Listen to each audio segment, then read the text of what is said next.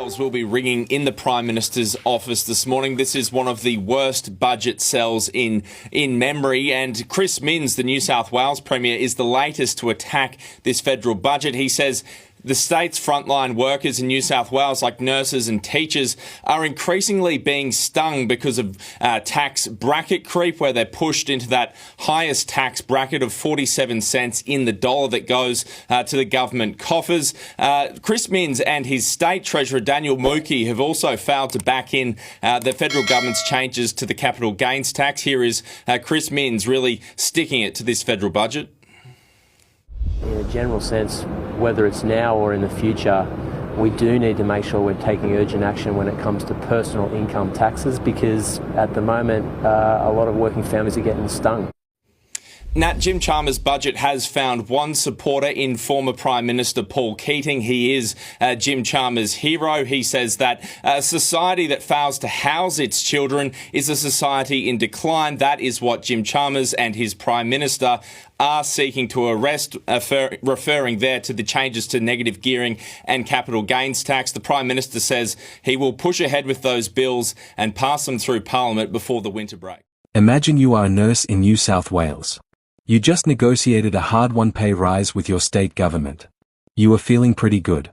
And then you quietly do the maths and realize the federal tax system has already claimed a significant chunk of it before it even hits your bank account. That is not a hypothetical. That is bracket creep, and it is the story driving one of the most politically interesting moments of the week. NSW Premier Chris Minns, a Labor Premier, let us be very clear about that, has publicly broken with his federal Labor colleagues to back the coalition's plan to index tax brackets to inflation. He did not murmur it quietly in a party room. He said it plainly: working families are getting hit, and the system needs to change. Minns argued that income earners on the top marginal rate of 47%, which includes the 2% Medicare levy, are effectively working from Monday through half of Wednesday for themselves, and handing the rest of the week to the government. Whether you land at the top bracket or not, that framing captures something real about how bracket creep operates. Here is the mechanics of it. Bracket creep occurs when inflation and wage rises push workers into higher tax brackets, even though their actual spending power may have barely increased due to inflation running hot. So your pay goes up, your tax bracket goes up, but your grocery bill also went up, and somehow you end up no better off, except now you are in a higher bracket. The government collected more without passing a single new tax law. Neat trick, if you are the government. Minns specifically warned that improved wage agreements his state government had negotiated for nurses, paramedics and teachers were being undermined by the growing Commonwealth tax burden. That is a concrete, practical concern. You can negotiate all you like at the state level, and Canberra quietly clips the benefit through the tax system. So what does the federal government say?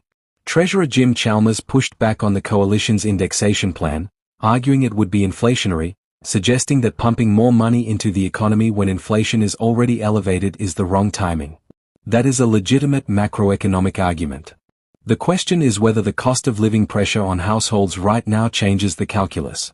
Under the coalition's proposal, the bottom two income tax brackets would be automatically adjusted for inflation from 2028 to 2029, with the top two brackets following from 2031 to 2032. Liberal leader Angus Taylor claimed the changes would leave the average taxpayer about $250 better off in the first year, growing to around $1,000 a year by year 4.